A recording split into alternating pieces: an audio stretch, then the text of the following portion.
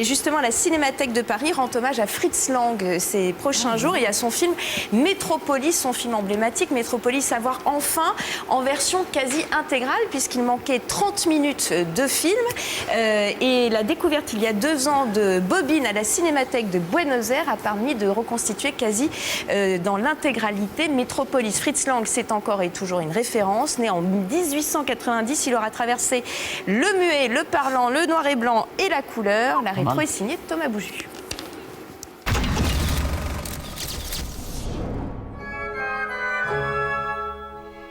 Après Kubrick au printemps dernier, c'est au cinéaste allemand Fritz Lang et à son film emblématique Métropolis que la Cinémathèque française consacre une exposition en collaboration avec celle de Berlin, ainsi qu'une rétrospective intégrale de son œuvre. Cette exposition est un peu différente à Paris.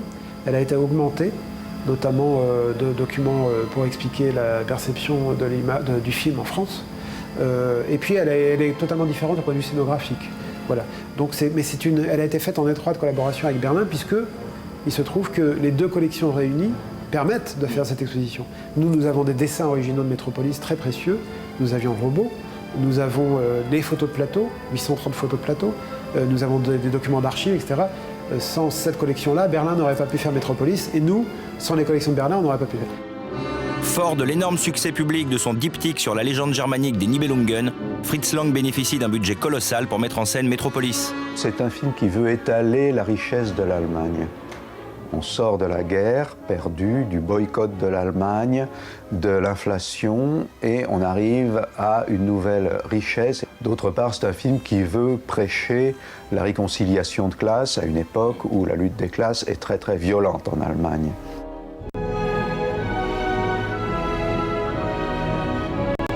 Le film est présenté d'abord le 10 janvier 1927 à Berlin. C'est vraiment l'avant-première, avec beaucoup d'invités, avec une mise en scène spéciale.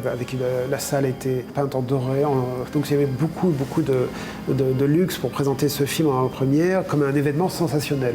Parce que c'était le film du cinéma allemand qui avait coûté le plus cher, 5 millions de Deutschmark, pour un budget au départ de 1 million de Deutschmark. Et ensuite, le film va sortir en Europe et aux États-Unis.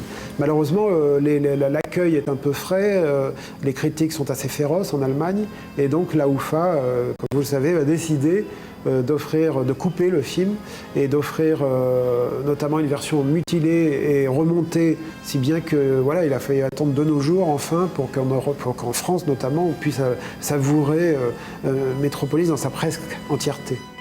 Film d'anticipation visionnaire, Métropolis reste aujourd'hui une influence revendiquée pour de nombreux cinéastes, de Ridley Scott à Gaspar Noé, de George Lucas à Tim Burton, en passant par Paul Grimaud. En 1931 sort l'un des autres grands films visionnaires de Fritz Lang, magistral exercice de style et modèle absolu de mise en scène, M le maudit, que les nazis qui vont bientôt accéder au pouvoir tentent de détourner de son sens initial.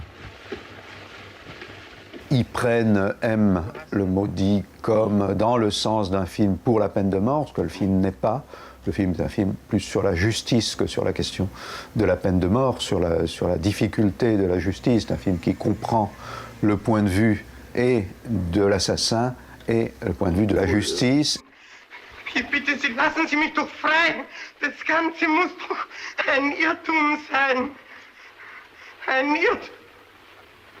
C'est suite à la censure de son film suivant par le régime nazi, Le Testament du docteur Mabuse, que Fritz Lang quitte l'Allemagne après avoir refusé la paradoxale proposition d'Hitler de devenir le chef du cinéma allemand. C'est à Paris qu'il se réfugie pendant 1 an. Il y tourne un film, Lilium, avant de partir pour Hollywood. Selznick l'invite comme le réalisateur de grands films visionnaires, comme le réalisateur de Métropolis. Donc il y a cette curieuse chose qui fait que Lang a très envie de découvrir l'Amérique, de devenir américain. Pour lui, la page est tournée. Il est accueilli par la communauté allemande qui est déjà assez dense, par Lubitsch notamment. Son premier film américain, en 1936, Fury avec Spencer Tracy, fait directement écho à M le maudit. C'est un sujet sur le lynchage, sur la justice, sur l'ambiguïté, sur toutes les ambiguïtés de la justice, sur la vengeance. Donc toute une série de thèmes qui sont très très proches de ce qu'il a déjà fait. Sheriff, we want to talk to this Wilson guy. Boys, keep out of this. There's no positive proof that the man you want to talk to is guilty. Or innocent either. Pendant les 2 décennies suivantes, Lang ne cesse de tourner aux États-Unis, passant du western au polar, du drame psychanalytique au mélodrame. Il accepte la plupart des scénarios qu'on lui propose et il le manie pour en faire son propre film sur la société américaine, ce dont il est très très curieux, mais ça peut aussi être des films sur l'Ouest, parce que l'Ouest pour lui c'est une image d'enfance. En 1955, Lang tourne dans Cinémascope, l'un de ses films les plus célèbres, Les Contrebandiers de Moonfleet, qui ne sortira en France qu'en 1960.